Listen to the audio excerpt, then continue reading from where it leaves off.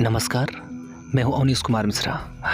आज आपको बताएंगे भोजपुरी के युवा सुपरस्टार कल्लू जी के बारे में। उनकी एक फिल्म आ रही है राज, जिसका ट्रेलर रिलीज किया गया है। काफ़ी शानदार ट्रेलर है। SRK म्यूजिक फिल्म से यूट्यूब चैनल पर इसे रिलीज़ किया गया है। काफ़ी अच्छी फिल्म होने वाली है ये। इसमें आपको बता दें कि कास्ट कौन कौन से हैं।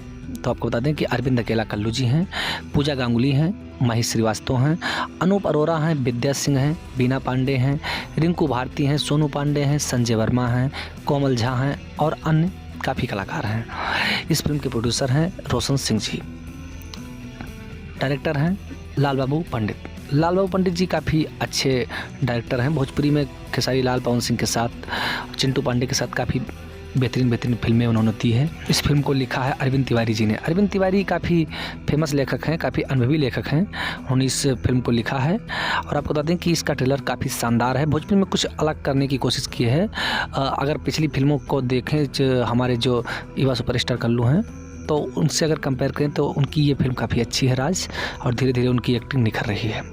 काफ़ी अच्छा ट्रेलर है। आप जाकर SRK म्यूजिक यूट्यूब चैनल पर देख सकते हो। काफ़ी अच्छी फिल्म है ये।